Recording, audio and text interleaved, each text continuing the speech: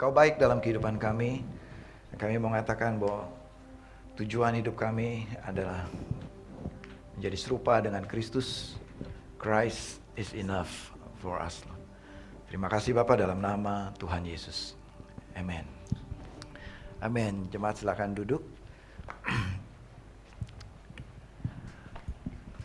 Ya, terima kasih tim pujian penyembahan luar biasa pada pagi hari ini. Amin. Baik, sekali lagi Bapak Ibu Saudara, selamat datang di Gereja Every Nation Kelapa Gading. Baik, hari ini kita masuk dalam hari minggu kedua di tahun 2025. Ya, semua bersukacita. Sebelum kita mendengar firman Tuhan, bagi yang usia remaja ada kelas Heritage, silakan ke ruangan Heritage di sebelah. Dan bagi Bapak Ibu Saudara, kita sudah menyelesaikan 1 minggu berpuasa. Ya, ada yang bersama-sama berpuasa pada pagi hari ini. Saya percaya jemaat bersukacita untuk berpuasa pada minggu ini. Amin. Saudara bisa melewati puasa saudara dengan kemenangan. Amin. Saya percaya saudara mengalami terobosan dalam iman. Dan kita mau lihat sedikit recap. Ya, ini recap ada 2, recap secara global, di mana Every Nation di seluruh dunia berpuasa, bukan hanya kita saja, tapi seluruh dunia berpuasa. Lalu ada recap doa kita sepanjang seminggu ini. Ya, bisa silakan di play recapnya. Our Every Nation annual week of prayer, fasting, and consecration has come to an end. And as you can see, we're not in the studio. I'm on a university campus here in Nashville, and it is cold. It has been cold all week. It is -2 outside right now for all you Americans. That's 28. Thousands upon thousands of Every Nation people in 80 nations have prayed this week, fasted, and consecrated themselves to God and His mission. We use these study guides to look at the 7 sayings of Jesus on the cross. We had rich video messages from Every Nation leaders from around the world. Our daily devotional book, which was translated into 17 languages, including Arabic, Tagalog, Mandarin, Japanese, French, Spanish, helped us understand and apply the final words of Jesus to our own lives. Today, we're on the Fisk University campus right here in the center of Nashville. Fisk is the oldest university in Nashville, founded in 1866 specifically to provide education for former enslaved people and their children. Fisk has a long history of revival and mission activity. Just across the street from me is the new Livingston Dormitory, named after missionary legend David Livingston. In the late 1800s, dozens of Fisk students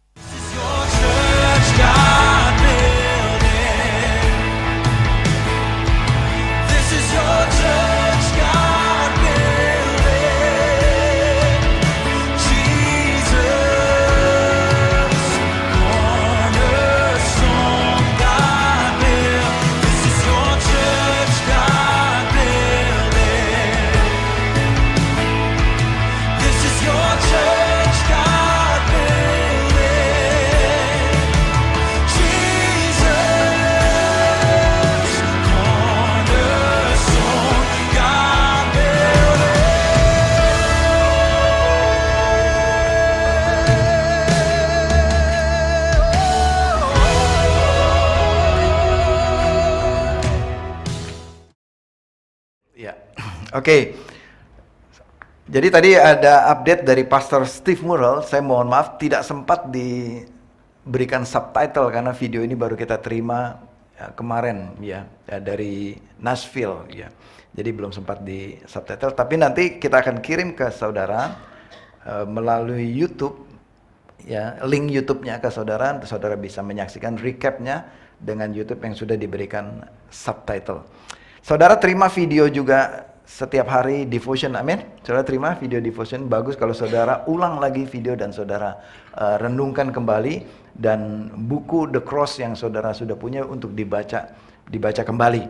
Ya, lalu tadi ada recap setiap hari doa yang kita lakukan, dan terima kasih untuk partisipasi saudara yang terlibat dalam pertemuan doa setiap hari. Jadi memasuki tahun 2025 ini kita diingatkan akan salib. Amin. tentang salib Kristus yang menjadi pusat pemberitaan Injil, pusat pemberitaan dan pusat kehidupan kita berpusat kepada salib Kristus. Baik, kita siap untuk membuka seri khotbah dalam 2 bulan ini. Seri khotbah akan berpusat kepada the cross, kepada salib, ya. Selama berarti 6 minggu ke depan sampai akhir Februari, seri the cross. Jadi seri ini akan melihat, kita akan mempelajari, akan meninjau kembali peristiwa salib ya 2000 tahun yang lalu. Siapa orang-orang yang berada di sekitar salib? Siapa-siapa saja yang berada di sekitar salib. Ya, minggu ini orang yang pertama yang akan kita pelajari yang berada di sekitar salib yaitu Nikodemus. Ya, nanti terus selanjutnya ada Yusuf dari Arimatea, ada the crowd, kumpulan orang-orang Yahudi, ada Maria Magdalena, ada murid-murid, ya ada beberapa nanti. Minggu ini mari kita lihat tokoh yang pertama yaitu Nikodemus. Ya. Oke, maaf. Kita bisa temukan ini di Yohanes pasal yang ketiga ayat yang pertama. Sebelum itu mari kita buka dalam doa. Tuhan, kami serahkan ibadah pada pagi hari ini, pemberitaan firman dalam tuntunan Roh Kudus, dan hati pikiran kami tertuju kepada salib Kristus pada pagi hari ini. Berbicaralah Roh Kudus di dalam hati kami, biar pemberitaan firman ini mengubah kehidupan kami di dalam nama Tuhan Yesus. Amin. Yohanes 3 ayat yang pertama, ada seorang Farisi yang bernama Nikodemus, seorang pemimpin Yahudi. Ya, suatu hari ya Yesus, ya dalam satu catatan Yohanes mencatat, suatu hari ada seorang Farisi bernama Nikodemus yang ingin ketemu dengan Yesus. Seorang Farisi. Saya yakin tidak kebetulan Yohanes mencatat ini status atau siapa identitas Nikodemus itu. Dicatat adalah seorang Farisi, namanya Nikodemus. Bukan hanya seorang Farisi, yang berikutnya pemimpin Yahudi. Ya. Pada masa itu ada kira-kira 6.000 orang Farisi di seluruh Yudea dan Galilea. 6.000 Farisi. Farisi ini adalah sebuah kelompok gitu ya, community atau partai ya yang mereka memegang teguh peraturan hukum Musa. Mereka mengikuti dengan ketat ya, dengan saklek hukum-hukum Taurat ya. Jadi bisa dibilang legalism ya, legalistik, mereka mengikuti hukum ini. Dan saudara, Nikodemus bukan hanya anggota partai Farisi ini. Nikodemus juga adalah seorang pejabat tinggi yang disebut waktu itu namanya Sanhedrin. Ada 71 pejabat Sanhedrin di Yudea Galilea pada masa itu.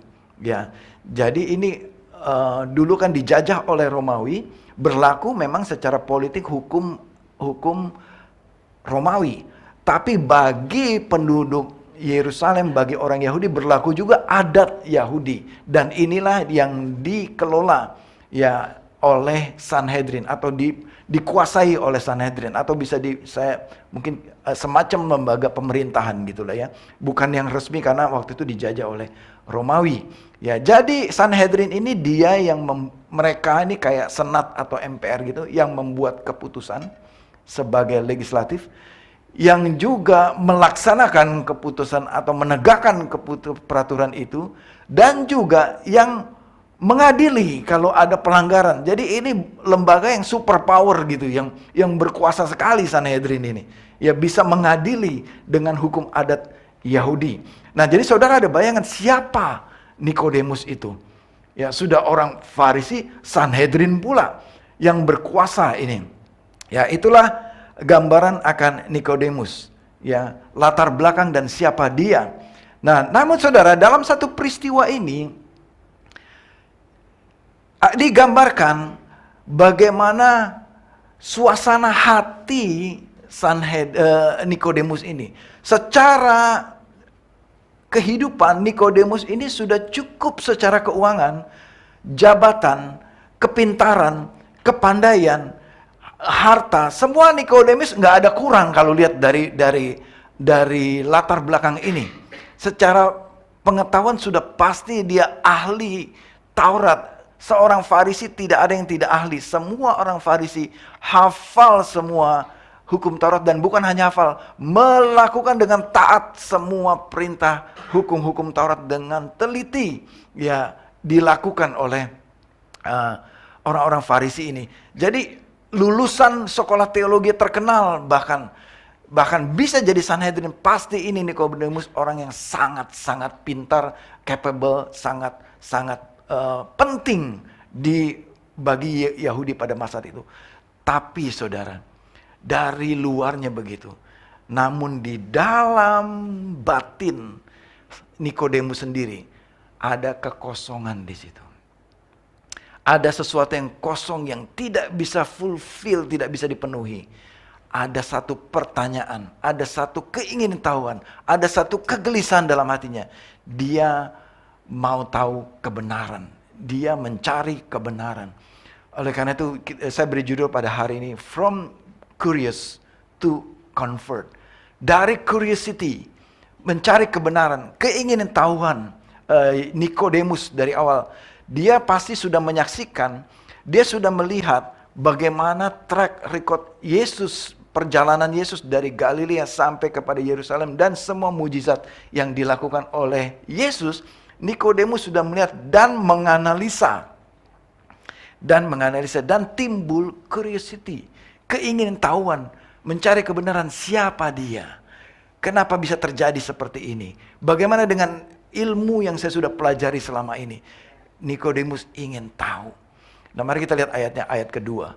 Ia, yaitu Nikodemus, datang pada waktu malam kepada Yesus dan berkata, Rabi, kami tahu bahwa engkau datang sebagai guru yang diutus Allah, sebab tidak ada seorang pun yang dapat mengadakan tanda-tanda yang engkau adakan itu jika Allah tidak menyertainya. Dari curiosity di dalam hatinya yang bergejolak selama ini, lalu ada kesempatan Yesus ada di Yerusalem pada saat itu, dan Nikodemus mengambil keputusan, saya harus datang ketemu dengan Yesus. Nah, Bapak Ibu Saudara, Yohanes pasti juga dengan sengaja juga mencantumkan jamnya kedatangan Nikodemus. Ya, dengan sengaja Yohanes murid Yesus ini menulis pada waktu malam hari. Kenapa harus ditulis pada waktu malam hari? Apakah jamnya itu begitu penting pada masa itu? Jawabannya iya, itu begitu penting untuk kita ketahui informasi ini. Bahwa Nikodemus datang kepada Yesus pada waktu malam hari.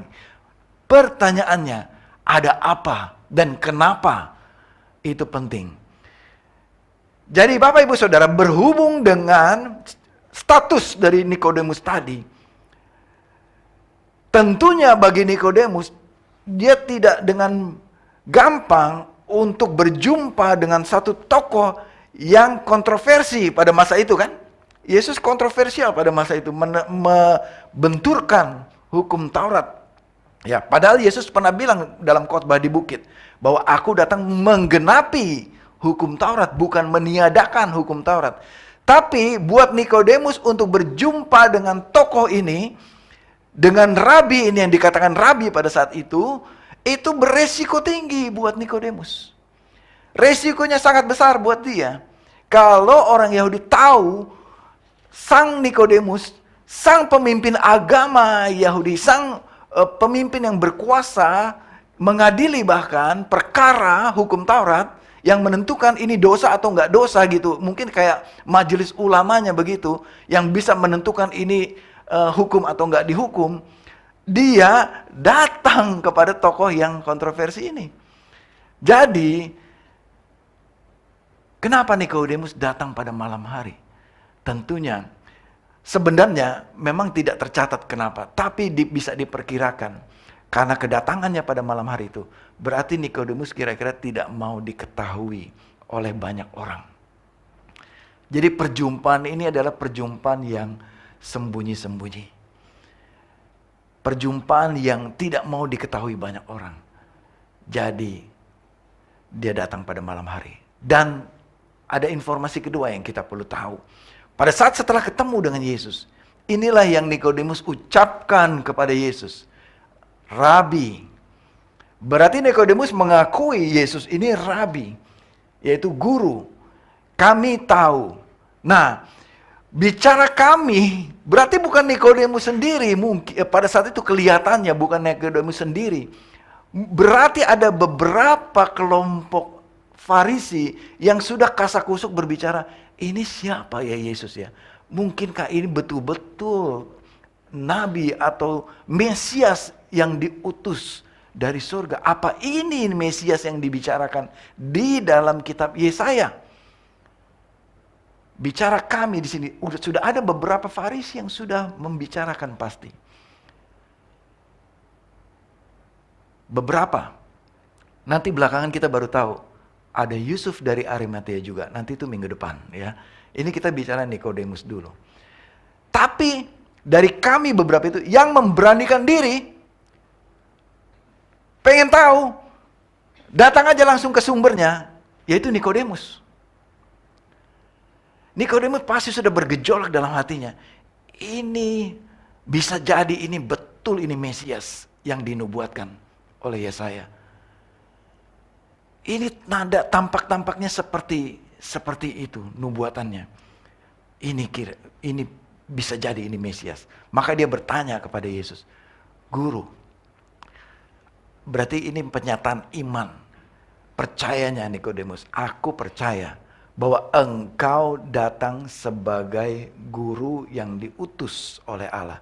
Berarti Nikodemus mengakui bahwa Yesus ini adalah yang diutus oleh Allah. Kenapa Nikodemus percaya? Bahwa nggak ada orang yang bisa bikin mujizat, tanda-tanda ajaib seperti yang Yesus bikin ini. Jadi di sini, dalam tahap ini, Nikodemus membuka hati karena keinginan tahunya itu dan percaya bahwa Yesus ini Mesias yang diutus oleh Allah. Namun Bapak Ibu Saudara,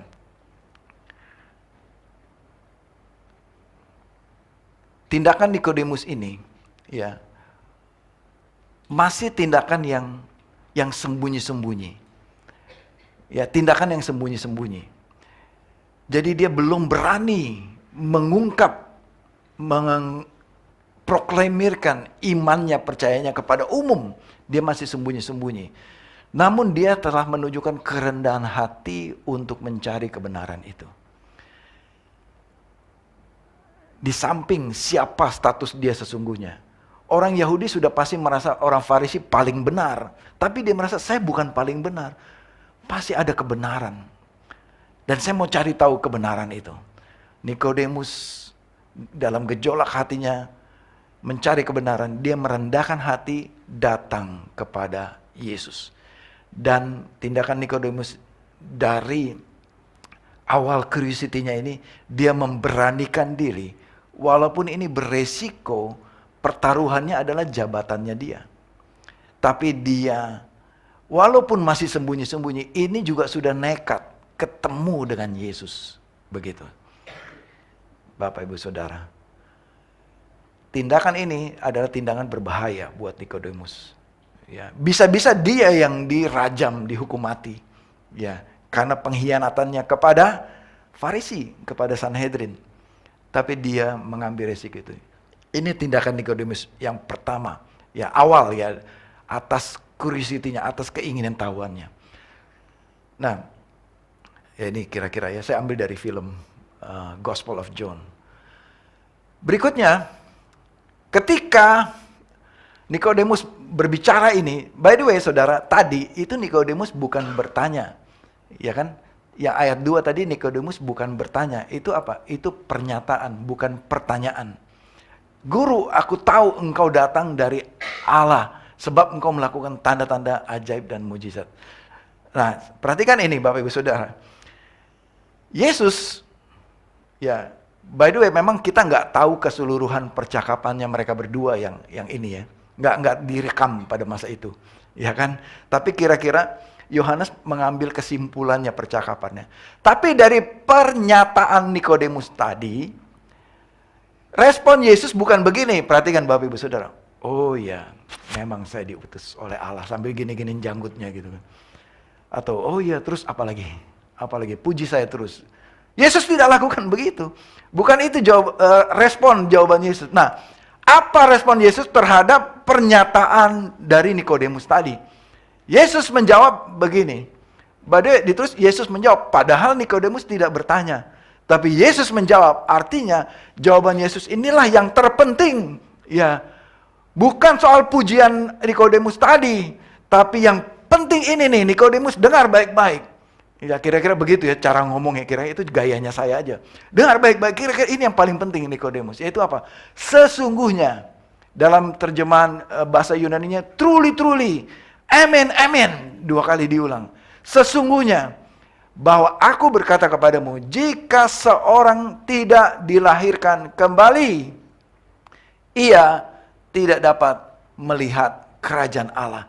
Nah, Nikodemus, Tuhan tahu Nikodemus mencari kebenaran, dan Tuhan Yesus langsung kepada isi hati Nikodemus. Inilah yang Nikodemus cari, bagaimana supaya bisa masuk kerajaan surga. Yesus tahu apa yang di dalam hati Nikodemus, dan Yesus langsung kepada pokok pembicaraan, langsung kepada inti permasalahan, langsung kepada pertanyaan di dalam hati Nikodemus dan kekosongan hatinya. Yesus langsung mengatakan, kalau kamu tidak dilahirkan kembali, kamu tidak bisa masuk kerajaan Allah. Itu jawabannya Nikodemus. Mantap jawabannya Yesus, ya. Langsung ke dalam kedalaman hati Nikodemus, dan pasti bayangan saya pada saat itu Nikodemus langsung, kok dia tahu apa isi hati saya? Langsung tersentuh pasti Nikodemus dalam hatinya. Dan saudara, perjumpaan inilah, perkataan inilah yang akan mengubah kehidupan Nikodemus yang awalnya ragu-ragu, yang awalnya masih sembunyi-sembunyi. Namun Nikodemus masih ada beberapa percakapan. Dia masih coba mengolahnya, tidak langsung yes haleluya langsung, tapi Nikodemus masih coba berpikir, saudara, dengan logikanya. Jadi saudara, tidak apa-apa saudara punya logika. Sama seperti Nikodemus pun tidak langsung percaya. Dia masih berpikir. Kemudian di ayat keempat, kita nggak usah buka, Nikodemus bertanya, bagaimana caranya saya bisa dilahirkan kembali? Dan dia terlibat dalam satu diskusi pertanyaan logika dengan Yesus. Ya, sampai Yesus mengatakan, "Hei Nikodemus, kamu adalah guru dan kamu pasti tahu." Di ayat berikutnya. Artinya, tapi Yesus tidak menghardik dia, pergi kamu Nikodemus ke neraka, tidak. Tapi Yesus mengentertain curiosity, pertanyaan logika dari Nikodemus. Dan Yesus bisa menjawabkannya bahwa kedatangan Yesus ke bumi adalah bisa diterima secara logika, bahwa dia memang diutus oleh Allah. Dan jika seorang tidak dilahirkan kembali, maka dia tidak bisa melihat kerajaan Allah. Dan apa yang dimaksudnya dilahirkan kembali ini? Apa yang Yesus maksud? Dalam bahasa aslinya, dilahirkan atau kata aslinya genete, ya, geno, be born, ya, dan anoten, yaitu berarti from above atau anew again. Atau kita bisa simpulkan di dalam bahasa Indonesianya. Kalau dalam bahasa Inggrisnya born again, ya. Di dalam bahasa Indonesia dilahirkan kembali. Atau saya bisa lebih jelaskan lagi bahwa dilahirkan kembali dari surga. Dilahirkan kembali dari Allah. Dengan kata lain, Yesus mengatakan kepada Nikodemus, Nikodemus, kalau engkau tidak dilahirkan dari Allah, engkau tidak akan bisa melihat kerajaan surga.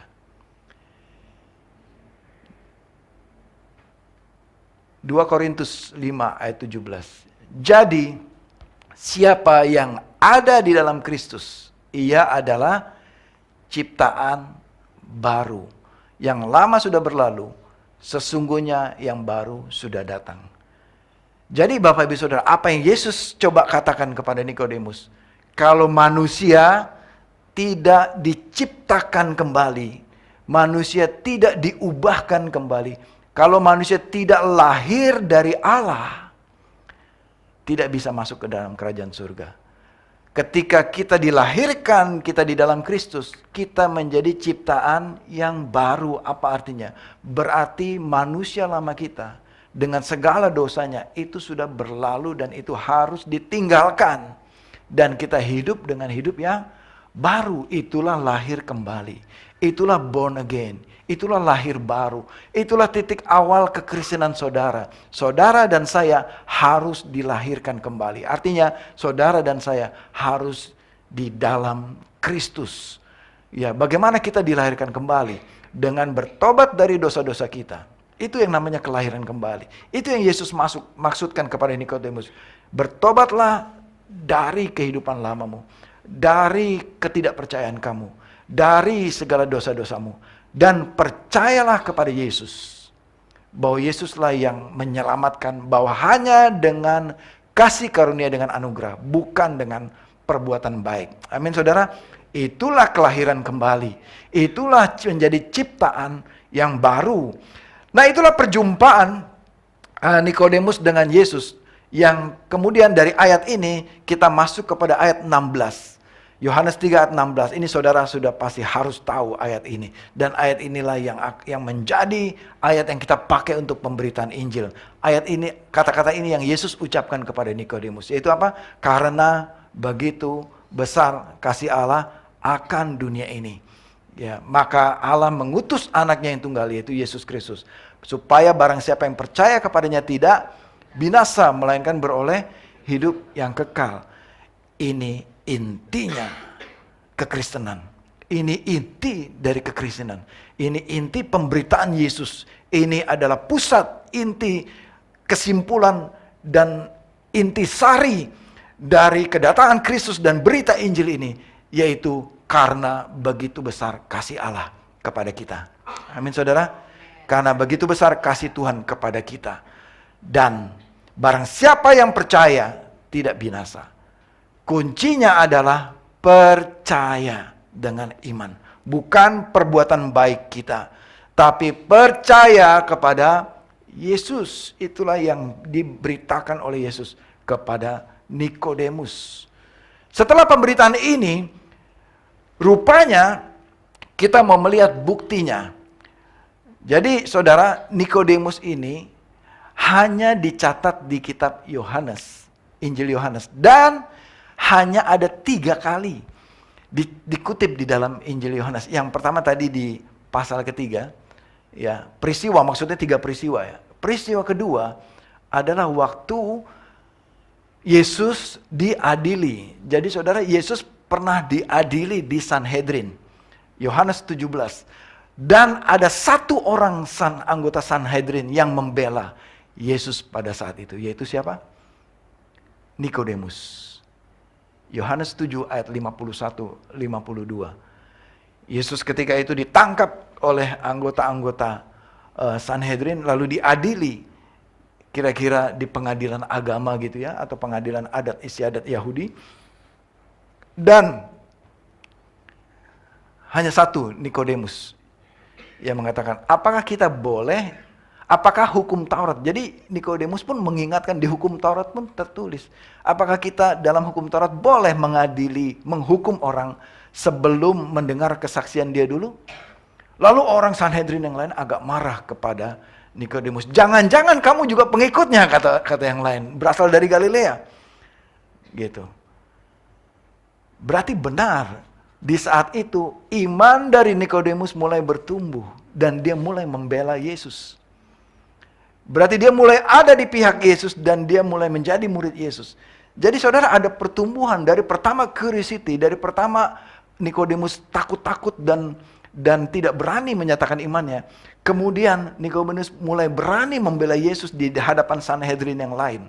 Dan yang ketiga, Bapak Ibu Saudara, Nikodemus mulai menunjukkan perubahan iman, perubahan kehidupannya. Dia convert dari orang tidak percaya menjadi orang percaya, yaitu pada peristiwa salib Kristus. Salib Kristus. Di situ bukti convert, bukti perubahan imannya Nikodemus.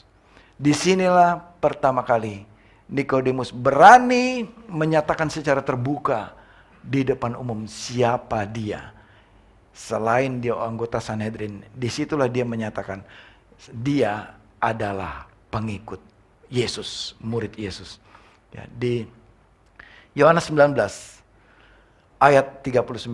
Datanglah juga Nikodemus, orang yang dahulu pernah datang kepada Yesus. Ini pun pasti dengan sengaja Yohanes mau mengkaitkan Nikodemus yang sama dengan yang dulu pernah datang kepada Yesus. Bahkan ditulis lagi di sini, saudara, pada malam hari. Ya, bisa lihat di situ ya. Betapa pentingkah keterangan malam hari itu? Berarti ini penting sekali.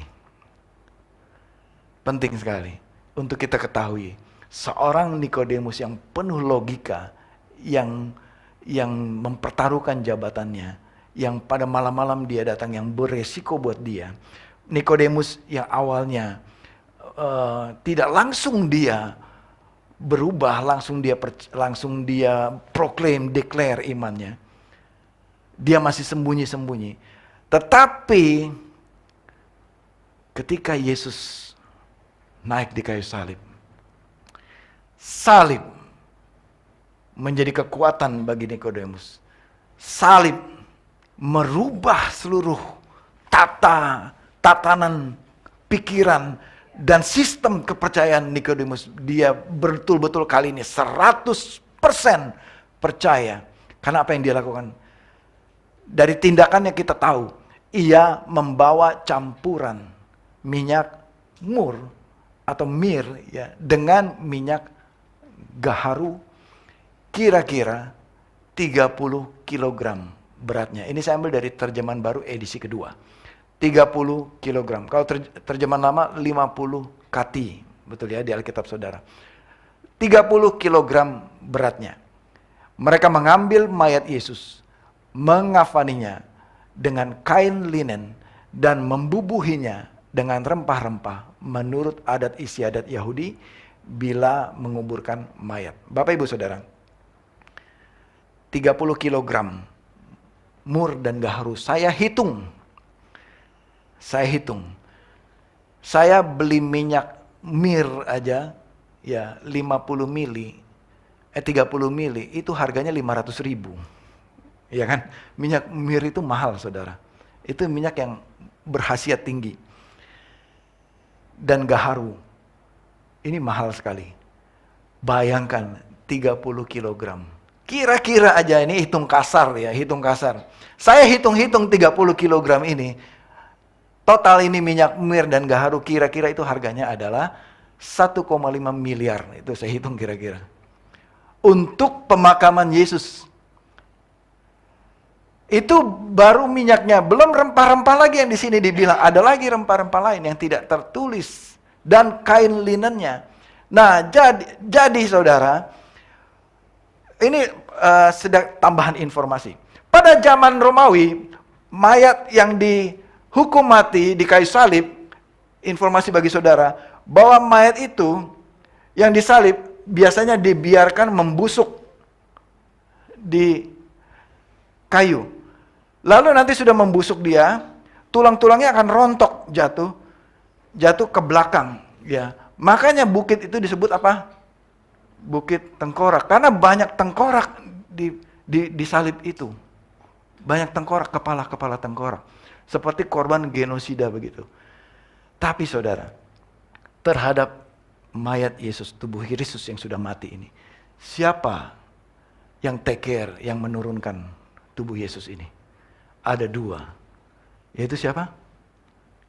Yusuf dari Arimatea, ini minggu depan kita akan bahas. Lalu yang kedua, ternyata siapa? Nikodemus. Dua ini yang menurunkan mayat Yesus. Bahkan dikatakan nanti ayat ke-41 seterusnya. Sebelum Yusuf datang pun Nikodemus sudah datang di situ. Dan pasti bukan hanya mereka berdua, ada banyak orang-orang lain, orang-orang Yahudi yang menantikan itu. Nggak ada yang berani turunkan, karena nggak boleh. Tapi ada satu yang mendapat izin untuk menurunkan, yaitu siapa? Yusuf dari Arimatea. Dia beli pasti kepada Pilatus, dia bayar izinnya itu kepada Pilatus, jadi dia boleh turunkan mayatnya. Lalu siapa yang menyediakan semua prosesinya? Nikodemus. Siapa yang menyediakan liang kuburnya?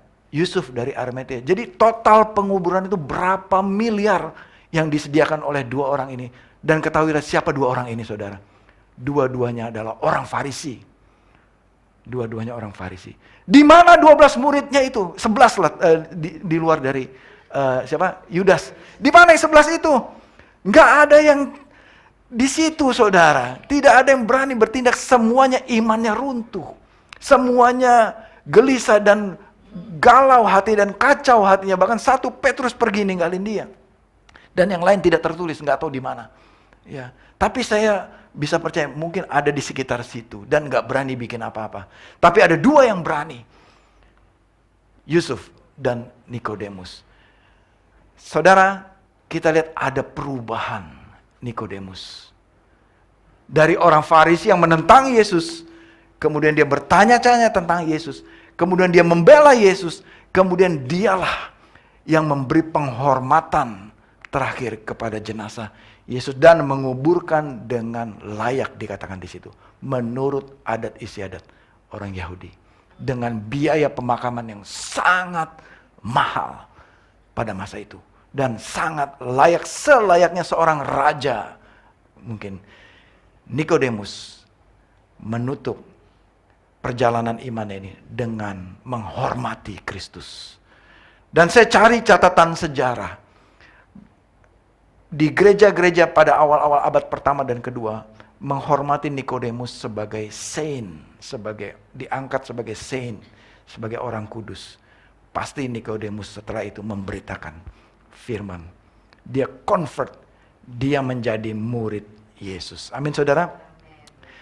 Sebagaimana Nikodemus, kondisi Nikodemus memiliki banyak hambatan tadi untuk mengenal Yesus. Tapi Nikodemus tidak berhenti.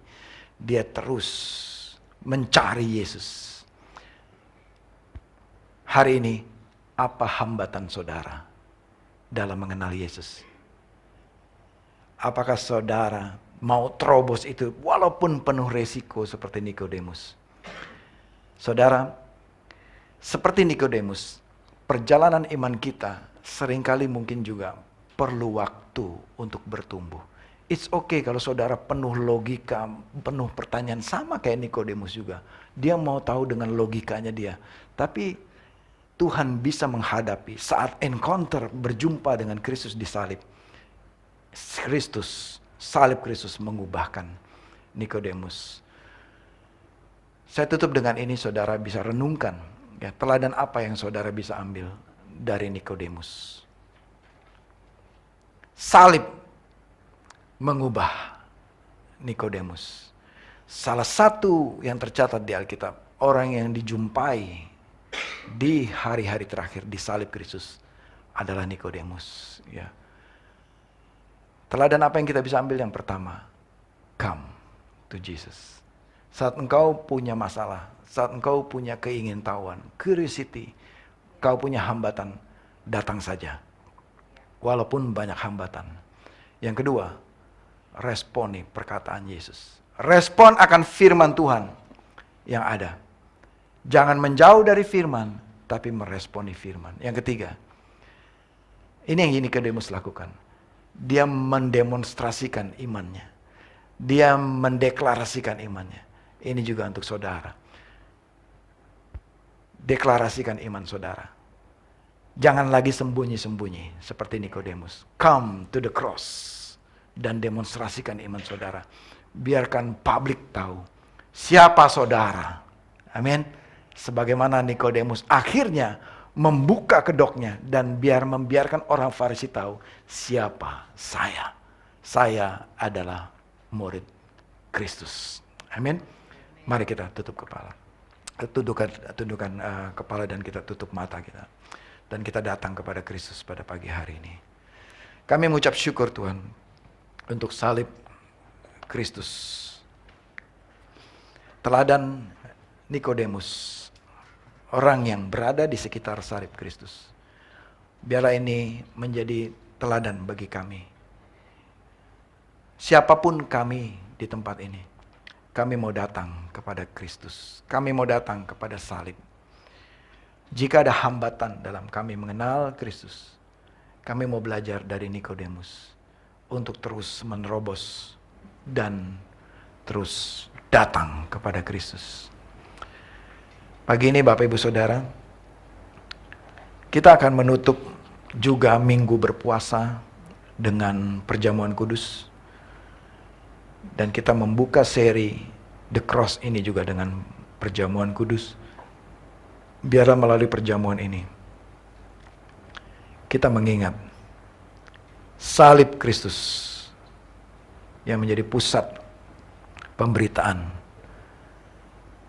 pusat penyembahan kita, yaitu Yesus Kristus.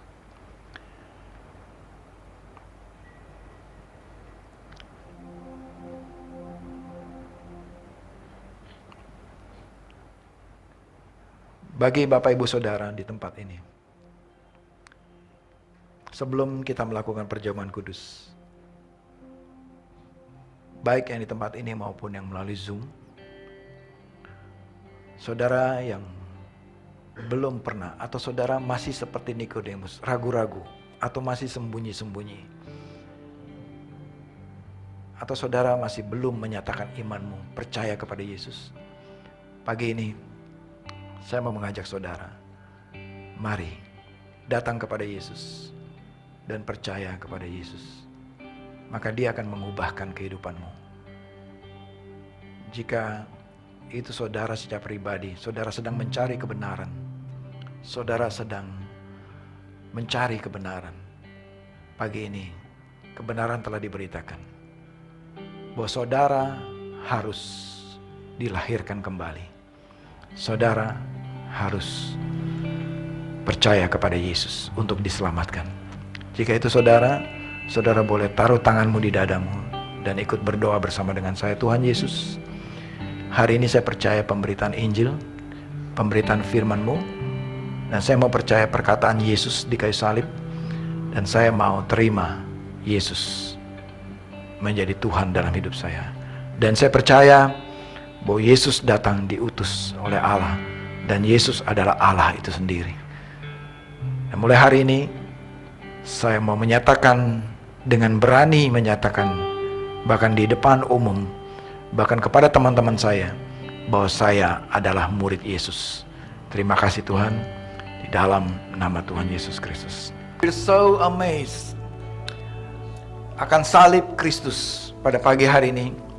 Tuhan, ini jemaat-Mu,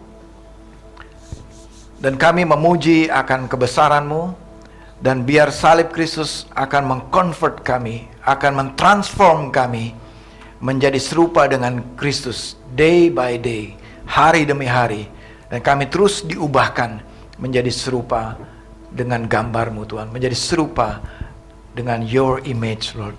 Terima kasih Bapa untuk firman-Mu pada pagi hari ini, dan biarlah minggu-minggu ke depan kami terus berada di salib Kristus dan terus berada dekat dengan-Mu Tuhan.